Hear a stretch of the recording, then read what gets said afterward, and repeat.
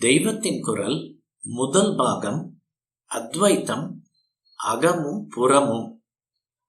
மனுஷனாக பிறந்த ஒவ்வொருத்தனும் ஓயாமல் அலைச்சல் அலைந்து கொண்டிருக்கிறானே, எதற்காக? ஆசைகளை பூர்த்தி செய்து கொள்வதற்குத்தான். வெளியில் இருக்கிற வஸ்துக்களிடம் இவனுக்கு ஆசை, அவற்றை பெறவே அலைகிறான். ஒன்று கிடைத்து விட்டாலும் போதவில்லை, அதனால் வருகிற சுகம் தீர்ந்து போகிறது. இன்னொன்றுக்கு ஆசைப்படுகிறான், அதை தேடி ஓடுகிறான். இவனுக்கு சாந்தி என்பதே ஒரு நாளும் இல்லாமல் இருக்கிறது. வெளியில் இருக்கிற வஸ்து வந்தால்தான் சந்தோஷம், ஆனந்தம் என்று துரத்தி கொண்டே இருப்பவனுக்கு சாந்தி எப்படி வரும்? வெளியில் இருப்பது நம் வசத்தில் இருப்பதல்ல. அது வந்தாலும் வரும், போனாலும் போகும். அதை நம் வசப்படுத்தி கொண்டதாக நினைத்த போதே கைவிட்டு போகக்கூடும். நமக்கு அந்நியமான வெளி விஷயங்களிலிருந்து ஆனந்தத்தை சாஸ்வதமாக சம்பாதித்துக் கொள்வது நடக்காத காரியம். அது சாந்தியை கெடுக்கிற பிரயத்தனம்தான். மனுஷன் புறத்தில் ஆனந்தத்தை தேடிக்கொண்டு போவதற்கு காரணம் அவன் உள்ளுக்குள் தானே ஆனந்த ஸ்வரூபமாக இருப்பதுதான். இவன் உள்ளூர ஆனந்த ஸ்வரூபமாய் இருப்பதாலேயே ஆனந்தத்தை எப்போது பார்த்தாலும் தேடிக்கொண்டிருக்கிறான்.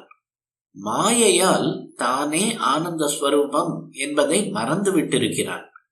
இருந்தாலும் இவனுடைய ஸ்வபாவமே ஆனந்தமானபடியால் இவனுக்கு ஆனந்தம் அடைய வேண்டும் என்ற எண்ணம் மட்டும் இருக்கிறது. மனுஷர்களில் எவராவது ஆனந்தத்தை தேடாமல் துக்கத்தை தேடி போகிறவர்கள் உண்டா? ஆனாலும் அந்த ஆனந்தம் உள்ளே இருப்பதை அறிந்து சாந்தத்தில் அதை அனுபவிக்காமல் வெளியே ஆனந்தத்தை தேடி துரத்தி கொண்டே போய் சாந்தியை ஓயாமல் கெடுத்து கொள்கிறார்கள். தன் நிஜஸ்வரூபம் என்ன என்று ஒருவன் அம்பாளின் கிருபையால் பிரார்த்தித்து ஆத்ம விசாரம் தியானம் செய்து பார்த்தால் தானே பூரண ஆனந்த வஸ்து என்று தெரிந்து கொள்வான். இவனுடைய இயல்பான உள் ஆனந்தம் மகா சமுத்திரம் மாதிரி இருக்கிறதென்றால், இவன் இப்போது புறத்தில் தேடி ஓடுகிற வஸ்துக்களிடமிருந்து கிடைக்கிற ஆனந்தமெல்லாம் ஒரு திவலை மாதிரிதான். இதை ஒருத்தன் உணர்ந்து விட்டால் அப்புறம் வெளி இன்பத்தை தேடவே மாட்டான். தன்னைத்தானே அனுபவித்துக் கொண்டு ஆனந்த சமுத்திரமாக இருப்பான். சமுத்திரம் இருக்கிற இடத்திலேயே கரையை விட்டு வராமல் இருந்தாலும் அதனிடம் நதிகள் போய் விழுகின்றன அல்லவா?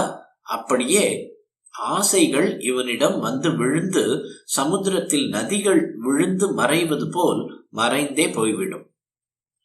ஆபூர்யமானம் அச்சல பிரதிஷ்டம் சமுத்திரமாபஹ பிரவிசந்தி யத்வத் என்று கீதை சொன்ன மாதிரி பேரின்ப கடலாக நிறைந்து அசைவதற்கு இடமே இல்லாத அளவுக்கு எங்கும் நிறைந்து அசையாமல் பரம சாந்தமாக நிற்பான். தேவேந்திர பதவியின் ஆனந்தம் கூட இந்த ஆத்மானந்த கடலில் ஒரு துளிதான் என்கிறார் ஸ்ரீ பகவத் பாதர்கள். யத் சௌக்கியாம்புதிலேஷலேஷதயிமே சக்ராதயோ நிர்வ்ருதா என்று மனிஷா பஞ்சகத்தில். பதவி, பணம், ஸ்திரீ புருஷால், கௌரவம், பப்ளிசிட்டி என்று இப்படி வெளியிலிருந்து நமக்கு ஆனந்தம் கிடைப்பதாக எண்ணிக்கொண்டு ஓயாமல் எத்தனம் செய்வது அத்தனையும் சமுத்திரமாக இருக்கிற நாம் அதை அறியாமல் ஒரு சொட்டு ஜலத்துக்காக தவிக்கிற மாதிரிதான். வெளிப்பொருள் எதுவோ கிடைக்காததால் நமக்கு குறை வந்து விட்டதாக துக்கப்படுவது சுத்த தப்பு. நமக்கு குறையே இல்லை. நமக்குள் நாமே பூரண வஸ்து. நமக்கு அந்நியமாக வெளி என்றே ஒன்று இல்லை. வெளியிலே இருக்கிற அத்தனை ஆனந்தமும் நமக்கு உள்ளேயே அடக்கம். வெளி மாதிரி இருப்பதிலிருந்து தானாக எது வந்தாலும் வரட்டும். சமுத்திரம் நதிகளை அடக்கி கொள்வது போல் அவற்றையும் உள்ளே இருப்பதோடு சேர்த்து கொள்வோம். எதுவும் வரவில்லையா, அதனால் பாதகமில்லை. ஏதும் வராததால் நமக்கு என்ன குறை? நமக்கு உள்ளேயே இருக்கிற பரமாத்ம வஸ்துவின் லேசந்தானே வெளியில் இருப்பதெல்லாம் என்கிற தெளிவோடு எப்போதும் இருக்க முயல வேண்டும்.